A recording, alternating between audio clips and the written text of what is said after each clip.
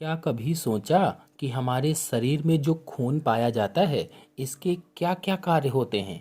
ये कुल कितने कार्य करता है। मतलब खून हमारी बॉडी में कौन कौन से कार्य करता है। चलिए आज की वीडियो में खून के सभी कार्यों को समझ लेते हैं।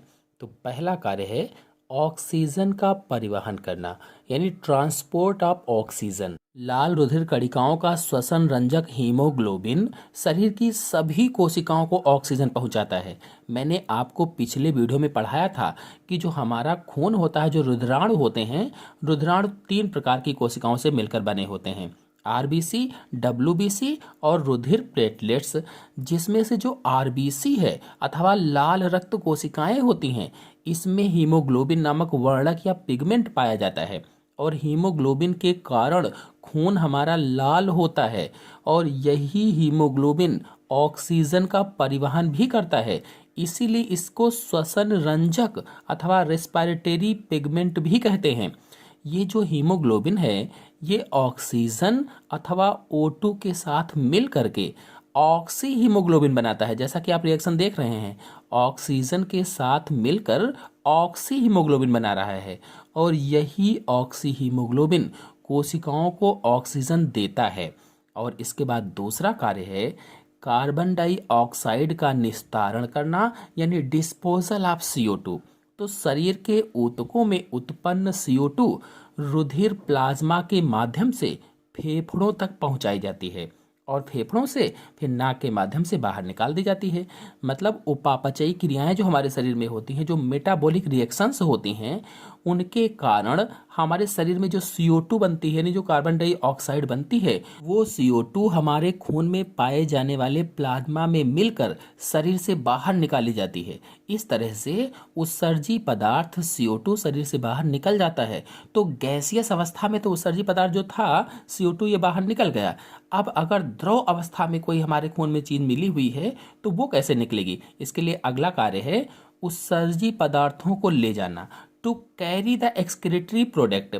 शरीर के जो विभिन्न भाग होते हैं, उन विभिन्न भागों में बने उत्सर्जी पदार्थ रुधिर के माध्यम से शरीर से बाहर किए जाते हैं। मतलब हमारे शरीर में जितने भी उत्सर्जी पदार्थ बनते हैं वह सभी रुधिर प्लाज्मा में आ जाते हैं, मिल जाते हैं और फिर हमारी किडनी तथा लीवर के माध्यम से शरीर से बाहर निकाल दिए जाते हैं। चाहे वो यूरिया हो मूत्र के रूप में जो निकाली जाती है, चाहे वो अतिरिक्त जल हो, तो हमारा खून इन सब को पहले किडनी में पहुंचाता है और फिर वहां से इन सब को शरीर से बाहर निकाल दिया जाता है। फिर अगला पॉइंट है पोषक पदार्थों को ले जाना, टू कैरी फूड मटेरियल। तो हमारा खून आंत्र से अवशोषित पोषक पदार्थों को शरीर के विभिन्न भागों तक पहुंचाता है। मतलब हम लोग जो कुछ खाते पीते हैं उसमें से जो भी पोषक पदार्थ मिलते हैं वह रुधिर में मिलकर शरीर के विभिन्न भागों में पहुंचाए जाते हैं। तो ये भी रुधिर का कार्य होता है, फंक्शन होता है। फिर अगला पॉइंट है शरीर के ताप का नियमन करना, यानी कंट्रोल ऑफ बॉडी टेम्परेचर। तो रुधिर शरीर के सभी भागों का ताप समान बनाए रखता है, एक जैसा रखता है। मतलब हमारे शरीर में जो उपापचय होता है, जो मेटाबॉलिक क्रियाएं होती हैं, तो कुछ भागों में ज़्यादा तापमान उत्पन्न हो जाता है और कुछ भागों में, जो भाग खुले रहते हैं, हवा के संपर्क में रहते हैं, वहाँ कम तापमान रहता है। तो ताप कहीं पर कम है, कहीं पर अधिक है, तो हमारा खून क्या करता है कि इस तापमान को समान बनाए रखता है। यानी खून हमारा या रुधिर शरीर के सभी भागों में तापमान समान बनाता है, बराबर रखता है। फिर अगला पॉइंट है रोगों से रक्षा करना, यानी फाइटिंग अगेंस्ट डिसीजेस।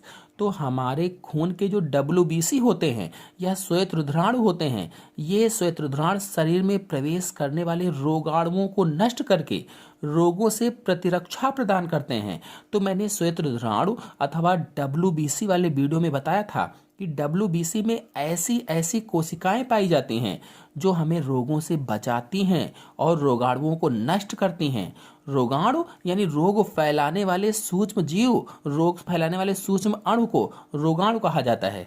तो ये सूक्ष्म जीवों को जो WBC की कोशिकाएं होती हैं वो नष्ट कर देती हैं। जैसे कौन कौन से WBC की कोशिकाएं हैं, फैगोसाइट्स होती हैं, लिम्फोसाइट्स होती हैं।